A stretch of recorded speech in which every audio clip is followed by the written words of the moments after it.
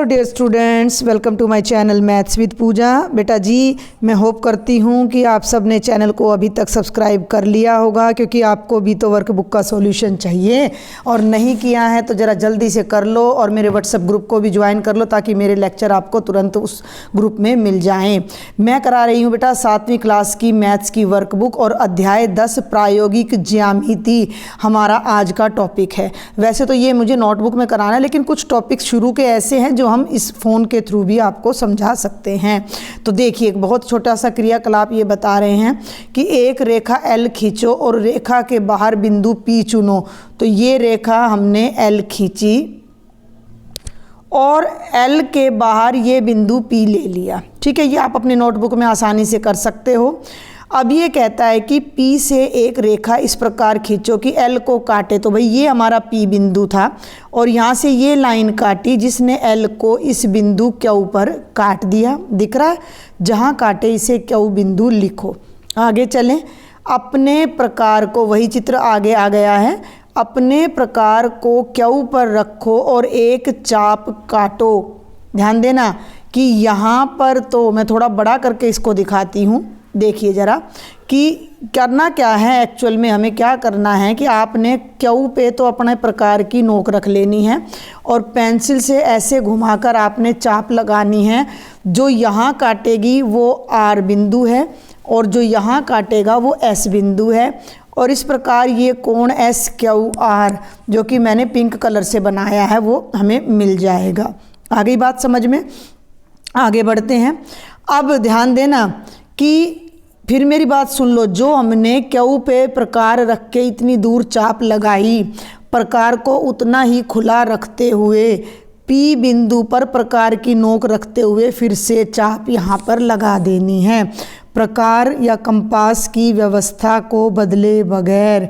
व्यवस्था का मतलब है कि जितना प्रकार खोल रखा था यहाँ पर, उतना ही प्रकार खोलते हुए यहाँ पर चाप आपने लगानी है और उस बिंदु को T नाम दे देना है। ये T पर आकर इसको यहाँ पर काट देगी। ठीक है, ये T बिंदु पर आकर, एक मिनट भाई, T पर आकर ये इसको काट देगी। अब ये आगे क्या करेगा, मेरी बात सुनो। अब R पे प्रकार रखना है और S तक की ये दूरी जो मैंने ब्लू कलर से बनाई है इसको नापना। ठीक है, और T पर प्रकार रखते हुए इतनी ही चाप लेकर काट देना और यहाँ से एक लाइन हम आगे खींचेंगे। सुन रहे हो मेरी बात को? फिर समझ लो भाई, Q पे प्रकार रखा और ये गोल चाप लगाई, इतनी ही प्रकार को खुला रखते हुए P पर प्रकार रखा और ये चाप लगाई। हो गया। अब मैं दूसरा कलर उठा रही हूँ। R पर प्रकार रखना है और ये SR दूरी को ऐसे नापना है।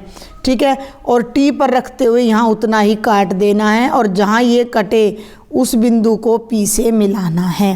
तो यही बात ये आगे बता रहा है कि प्रकार से RS की दूरी मापो, यानी ये दूरी मापो और T पर रखते हुए इस वाली चाप को ऐसे काट दो और इसको U नाम दे दो। U को P से मिलाकर एक रेखा खींचोगे तो वो इस L रेखा के बिल्कुल समानांतर आएगी।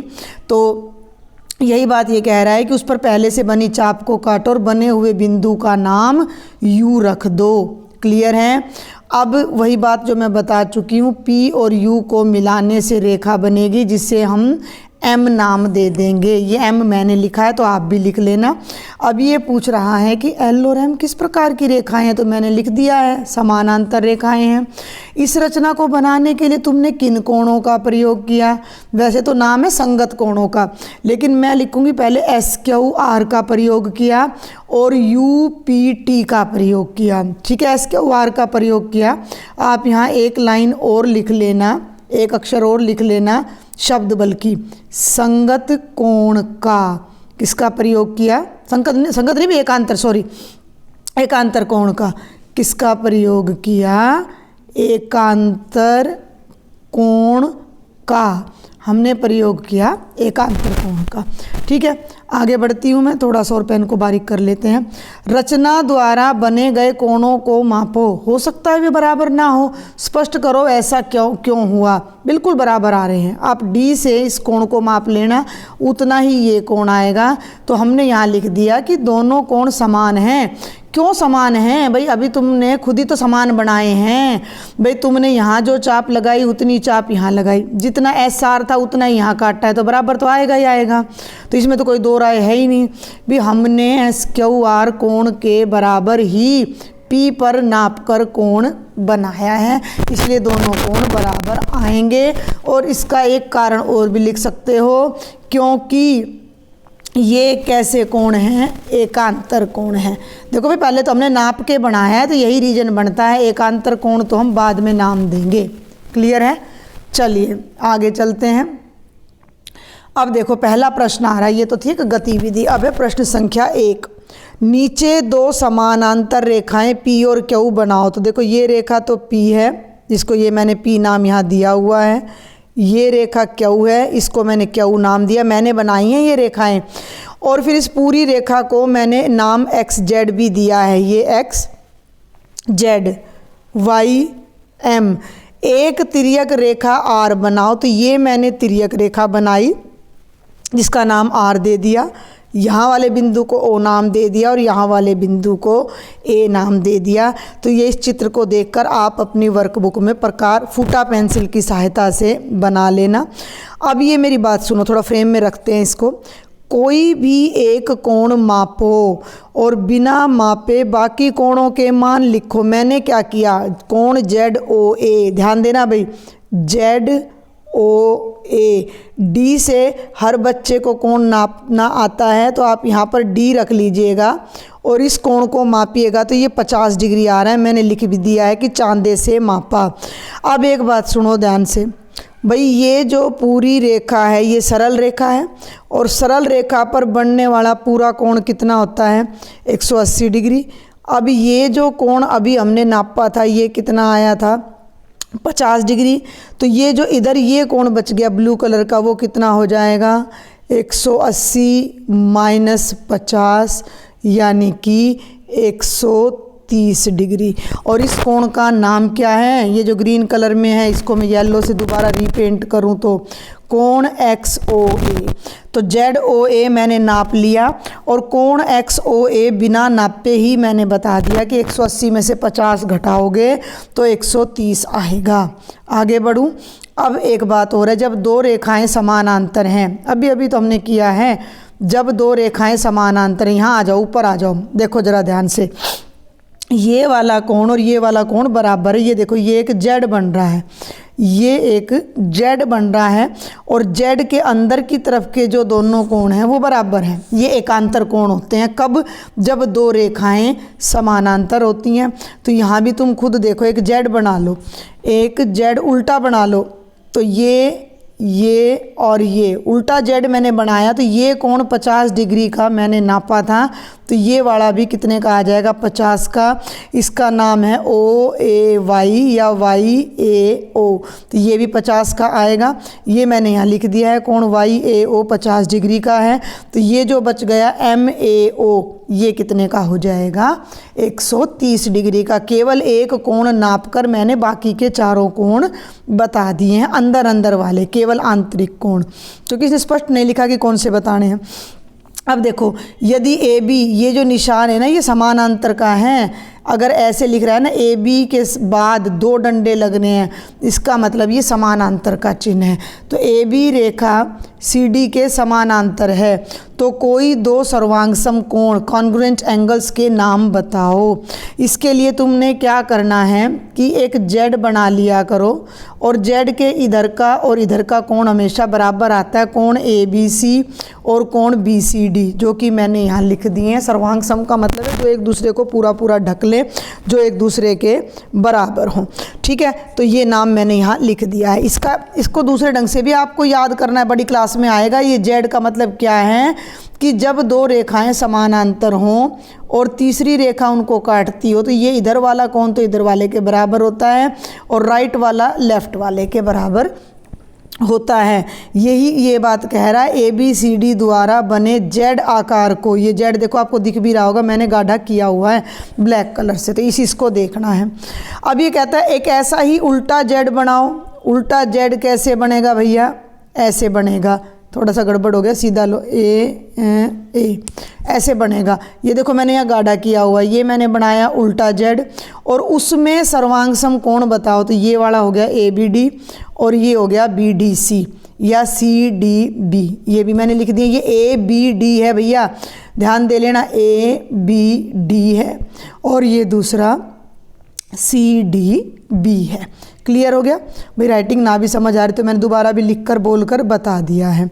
आगे देखो, दिए गए चित्र में PQ समानांतर है AB के, और बातें इसने लिखी नहीं हुई थी वो मैंने लिख दी हैं। ON भी तिर्यक रेखा है और बेटा OM भी तिर्यक रेखा है, ये लाइन मैंने लिख दी है। अब ये कहता है इनमें सर्वांग समकोणों के युग्म ढूंढो, तो मैं एक बार पूरे को क्लीन करके एक जेड बनाऊंगी यहाँ, ये और ये, तो कोण 1 और कोण 2 ये हमारे सर्वांग सम हैं। कोण 2 का नाम है POM, अरे बहुत मोटा हो गया भाई ये तो, कोण 2 का नाम है देख लो POM, और OMN कह लो या OMB कह लो, हो गया। अब तुम बना दो भाई उल्टा जेड, ऐसे ऐसे और ऐसे, तो कोण 4 और कोण 3, कोण 4 का नाम है QO, अच्छा ये वाला ले लिया मैंने, ठीक है कोई नहीं, कोई दिक्कत नहीं, मैं आपको दोबारा जेड बना के दिखाती हूँ क्योंकि 2 रेखाएं आ गई ना तिर्यक, ये भी उल्टा जेड है, तो ये पूरा ले लिया मैंने QOM और AMO या OAM, समझ आ गई बात? तो ये हो गए हमारे सर्वांग समकोण। अब आ जाओ प्रश्न 4 की सहायता से त्रिभुज के तीनों कोणों के बारे में क्या कह सकते हो? मैंने डायरेक्ट लिख दिया है कि त्रिभुज के तीनों कोणों का योग 180 आएगा। मैं आपको एक बार समझा देती हूँ, ध्यान से देखना भाई। त्रिभुज के कोण है 1, 3 और 5। हमने बताना है कि 1 का, 3 का और 5 का जोड़ कितना आएगा। अब मेरी बात ध्यान से सुनना भाई, ये 2 रेखा समानांतर हैं और ये तिर्यक रेखा है। अब मैं यहाँ पर अगर रेड कलर से एक जेड उल्टा बनाऊँ, ये और ये, तो कोण 4 और कोण 3 जेड के अंदर आ रहे हैं, बराबर हो जाएंगे। सुन रहे हो मेरी बात को? कोण 4 और कोण 3 बराबर हो जाएंगे, ठीक है। इसको मैं थोड़ा सा मिटाऊंगी, सारा नहीं मिटाऊंगी, तो यहाँ मैं लिख देती हूँ कोण 4 और कोण 3 बराबर हो गए। अब एक जेड और बना लो, ये और ये, तो कोण 1 और कोण 2 भी बराबर हो गए, जो जेड के अंदर आ रही है, ये बात हमने सीख ली। कोण 1 और कोण 2 भी बराबर हो गए, और 5 है ही यहाँ, ठीक है। एक मिनट, ये मिट सकता है तो मैं दोबारा लिख दूंगी आपके लिए, क्योंकि उस जेड को मैंने साफ करना है। कोण 4 कोण 3 के बराबर हो गया, कोण 1 कोण 2 के। अब मेरी बात सुनो, ये पूरा एंगल POQ कितने का है भाई? सीधी रेखा है, 180 का है, 180 का है। और ये POQ किस किस से मिलके बन रहा है? 2, 5 और 4 से। भाई कोण 2 का, कोण 5 का और कोण 4 का जोड़ कितना है? 180। क्यों? क्योंकि ये सीधी रेखा है। लेकिन कोण 2 तो कोण 1 के बराबर है, तो 2 की जगह मैं 1 रख दूँ, 5 को 5 ही रहने दूँ, और 4 3 के बराबर है, तो यहाँ 3 लिख दूँ। जोड़ कितना आ गया? 180। अब आप ध्यान से देखो, तो ये जो 1, 5 और 3 हैं, ये त्रिभुज के ही तो कोण हैं। इसको नोट कर लो, ये साफ़ हो जाएगा अब यहाँ से, नहीं तो मैं चलो इरेजर से साफ़ करके फिर मैं आपको दिखाती हूँ। हमारे पास इरेजर भी है भाई, हम उसको बड़ा कर सकते हैं। ये देखो, अब आप देखो ज़रा ध्यानपूर्वक कि जो त्रिभुज है, त्रिभुज ये है, और तीनों कोणों का नाम क्या है? 1, 3, 5, और 1, 3, 5 का जोड़ कितना आ गया? 180। तो ये हमने इस आकृति की सहायता से प्राप्त किया कि किसी भी त्रिभुज के तीनों कोणों का योग 180 डिग्री होता है। तो आप अपनी वर्कबुक में केवल इतना लिख देना, चाहो तो ये सॉल्यूशन लिख सकते हो वर्कबुक में। आगे चलते हैं, ये है भाई प्रश्न संख्या 3, देख लो लेफ्ट साइड में। और ये कहता है चित्र में 1 व 2 संगत कोण है। थोड़ा ध्यान दो, थोड़ा सा और ऊपर करते हैं। ये देखो, थोड़ा सा समझो, कैसे समझना है। ये रेखा इसके समानांतर है और ये तिर्यक रेखा है। अच्छा भैया, अब तिर्यक है तो इसके बाहर 1 है और इसके बाहर 2 है। ये कहता है कि 1 और 2 संगत कोण है। अब मैं दूसरा कलर यूज करूं तो ये इसके नीचे 3 और इसके नीचे 6, ये भी संगत कोण है। किताब वाला कह रहा है, ये कहता है दूसरे 2 संगत कोण के युग्म कौन कौन से हैं, पहचानो और लिखो। समझ आ रही है बात?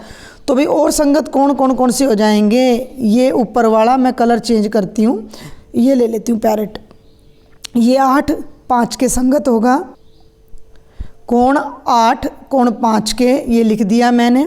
और भाई नीचे वाला पकड़ लो तो कोण 7 कोण 4 के संगत हो जाएगा, जो कि मैं यहाँ ऑलरेडी लिख चुकी हूँ। तो यहाँ पर आप देखकर इसको नोट कर सकते हो। फिर समझ लो ये वाला कोण इसके संगत है, ठीक है। अब मैं दूसरा कलर उठा रही हूँ, ये अरे भैया ये बड़ा टच स्क्रीन का चक्कर है, ये वाला कोण इसके संगत है, यानी 6 और 3। फिर उठा लो कलर, और ये वाला कोण इधर लेफ़्ट वाला इस लेफ़्ट वाले के संगत हैं। और ले लो भाई, रेड कलर ले लो, ये नीचे वाला 7 कोण इस 4 के संगत है। आगे बढ़ते हैं भाई, प्रश्न संख्या 3 का दूसरा भाग। दी गई आकृति में 2 6 7 और 5 अंतः कोण है। ध्यान देना भाई, ये 2 रेखाएं हैं। अब थोड़ा सा समझो, ये जो है ना ये इनके अंदर का हिस्सा है, और अगर मैं पिंक कलर ले लूँ तो ये इन रेखाओं के बाहर का हिस्सा है। समझ आ रही मेरी बात आपको? अंदर और बाहर समझ आ गया आपको कि भाई रेखाओं के अंदर ये दोनों रेखाएं हैं, तो इनके अंदर अंदर जो कोण बन रहे हैं 6 2 7 5, ये अंतः कोण है क्योंकि ये अंदर हैं। इस चित्र में बाह्य कोण कौन कौन से हैं, सोचो और लिखो भाई। जो इन 2 लाइनों से बाहर हैं 1 8 3 और 4, वो बाह्य कोण हो जाएंगे। चलिए आगे चलते हैं, अभी इसी में ही बताना है, तो ये चित्र मुझे यहीं रखना पड़ेगा, थोड़ा सा छोटा कर लेते हैं। 2 व 7 एकांतर कोण अल्टरनेट एंगल्स हैं, 2 और 7। अब लॉजिक पकड़ना, ये जो लाइन है ना, इस लाइन में ऊपर की तरफ तो 7 बन रहा है, नीचे की तरफ 2, जो हम जेड जेड खेल रहे थे, इस जेड के एक तरफ ऊपर और एक तरफ नीचे जो कोण है वो एकांतर है। इसी तरह अगर आप अब दूसरा जेड बनाओगे तो उल्टा जेड, तो वो ये बनेगा, तो उसके अंदर एक तरफ 6 और एक तरफ 5 हो जाएगा, तो 6 और 5 हमारे हो जाएंगे अंतः। अंतः माने अंदर वाले एकांतर कोण, अंतः एकांतर कोण। चलूँ आगे, अब बाह्य भी बनेंगे भैया, ध्यान से देखना। ये लाइन है, एक सेकंड में थोड़ा सा चित्र को मुझे नीचे लाना पड़ेगा तब मज़ा आएगा। देखिए ये लाइन काट रही है और ये 2 रेखाएं हैं, तो बाहर की तरफ मुझे जाना है। ये राइट साइड में बाहर है और ये लेफ़्ट साइड में बाहर है, तो 1 और 4 हो जाएंगे। और अब दूसरा ले लेते हैं, मान लो ग्रीन कलर में लेती हूँ, तो ये लेफ़्ट साइड में बाहर है और ये राइट साइड में बाहर है, तो 8 और 3 हो जाएंगे बाह्य एकांतर। एकांतर को याद कर लिया करो, एक का अंतर, भाई वो कोण जो लाइन के एक तरफ एक बन रहा है और एक तरफ एक बन रहा है, एक ऊपर बन रहा है और एक नीचे बन रहा है। समझ रहे हो मेरी बात को? सबसे पहले तो जो तिर्यक रेखा काट रही है, एक कोण उसके लेफ्ट में पाएगा, एक राइट में पाएगा, एक ऊपर पाएगा, एक नीचे पाएगा, तो 2 और 7 हो गए, 6 और 5 हो गए, 1 और 4 हो गए, 8 और 3 हो गए। तो ये मैंने यहाँ पर लिख दिया है। आगे चलते हैं, निम्न चित्रों में रेखाएं M और N एक ही रेखा L के समानांतर है। देखो ये L है, L के समानांतर M है और उसके समानांतर N है, और T एक तिर्यक रेखा है। ये T नाम लिखा हुआ है, ये रेखा है जो इनको प्रतिच्छेद करती है। चित्र अनुसार कोणों को मापकर सारणी की पूर्ति करो। 3 चित्र हैं, तीनों के कोण मैंने D की सहायता से माप लिए हैं। आप अपने D से माप लेना। क्या करना, यहाँ रखना D और ये कोण नापना। ये 60 का आ रहा है, कोण 2 भी 60 का आ रहा है और कोण 3 भी। ध्यान देना मेरी बात पे, तीनों चित्र हैं, लेकिन मैं पहले नीचे टेबल पे ले जाती हूँ। ये आपकी टेबल है। चित्र नंबर 1 का पहला कोण भी 60 का, दूसरा भी 60 का, तीसरा भी, चौथा, पाँचवा और छठा तीनों 120 के हैं। तो ये आप इसको नाप लेना। इन तीनों कोणों को मैं बता देती हूँ भाई। यहाँ D का जो सेंटर पॉइंट है वो यहाँ रखोगे इनके जोड़ पर और इसको नापोगे तो ये भी 120, ये भी और ये भी। अब आ जाओ दूसरे चित्र पे। ये है दूसरा चित्र, टेढ़ा है तो तुम भी डी को टेढ़ा कर लेना। ये कोण नंबर 1 है, ये 40 आ रहा है, 2 भी 40 आएगा, 3 भी 40 आएगा, और 5, 4 और 6 140 आएंगे, और सेम कोण इसके आएंगे। आप डी लेके करना ज़रूर, कहीं मेरे बताए पे ही चल दो आप, नहीं तो आपको समझ कैसे आएगा। तो ये सारे कोणों के माप मैंने यहाँ लिख दिए हैं। अब अगर आप ध्यान से देखो तो ये कहता है कि सारणी से क्या निष्कर्ष निकलता है। निष्कर्ष ये निकल रहा है कि कोण 1, 2 और 3 बराबर हैं, और 4, 5 और 6 बराबर हैं। और ये कैसे कोण हैं? संगत कोण हैं। अभी मैंने ऊपर भी बताया है आपको संगत कोण। ये देख लो भाई ज़रा ध्यान से। हाँ देखो, इसने कहा था 1 और 2, ये वाला इसके संगत है, ये 6 3 के संगत है, 8 5 के संगत है, और 7 4 के संगत है। तो संगत कोण थे ये हमारे। और यहाँ पर अगर आप ध्यान से इस आकृति को थोड़ा सा देखो तो ये रेखा जब काट रही है तो 1 2 और 3 संगत हैं, 4 5 और 6 संगत हैं। तो तीनों तो ये बराबर आ रहे हैं और तीनों ये बराबर आ रहे हैं।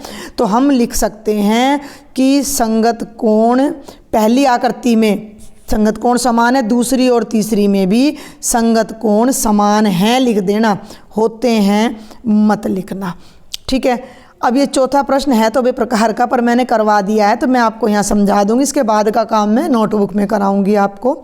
चित्र में एक भुजा ए बी, ये ए बी आपकी किताब में बनी हुई है, लेकर एक समबाहु यानी इक्विलेटरल ट्रायंगल बनाओ। आप क्या करना भाई, प्रकार खोल लेना और ए पर प्रकार रखना, और बी के बराबर इतना खोल लेना प्रकार को। ए पर प्रकार की नोक रखकर इतना खोल लेना, और ए बी जितनी चाप ए पर प्रकार रखकर यहाँ लगा देना।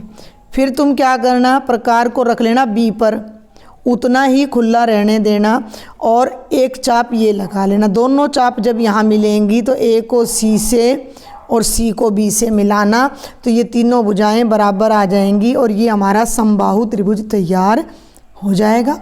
अब ये कहता है कि आपने क्या तरीका इस्तेमाल किया, नीचे लिखो। मैंने लिख रखा है, मैंने ए बी के समान प्रकार खोलकर ए व बी से 2 चाप लगाई जो एक दूसरे को सी पर काटती हैं, ठीक है, और सी को ए व बी से मिलाया। हो गया। अब ना ये बुक वाला क्या कह रहा है कि क्या इसके अलावा कोई और तरीका भी हो सकता है, अपने दोस्तों से चर्चा करो। तो तुम एक बात को ध्यान से सुन लो, ये समबाहु त्रिभुज है, इसकी तीनों भुजाएं बराबर हैं, और जब तीनों भुजाएं बराबर हों तो तीनों कोण भी बराबर ही होते हैं। तो हम इस सवाल को ऐसे भी कर सकते थे कि ए बी रेखा ले ली मैंने, और ए पर प्रकार या डी की सहायता से 60 डिग्री का कोण बनाया, बी पर भी मैंने 60 डिग्री का कोण बनाया, और दोनों को मिला देंगे तो भी मेरा समबाहु त्रिभुज तैयार हो जाएगा। तो यही बात मैंने यहाँ लिख दी है कि हाँ, यदि हम ए बिंदु पर 60 डिग्री का कोण बनाएं और बी पर भी 60 डिग्री का कोण बनाएं तो दोनों रेखाएं सी पर मिलेंगी और समबाहु त्रिभुज ए बी सी बन जाएगा। तो ये थे बेटा जी आपके कितने प्रश्न, 4 प्रश्न मैंने कराए हैं, लेकिन इन 4 प्रश्न में भी आप देख लो 23 मिनट लग गए हैं, तो इससे ज़्यादा आप समझ भी नहीं पाओगे। तो बाकी के प्रश्न मैं अगले लेक्चर में कराऊंगी। लेक्चर पसंद आए शेयर करें, चैनल को सब्सक्राइब करें और एक छोटा सा लाइक भी कर दें।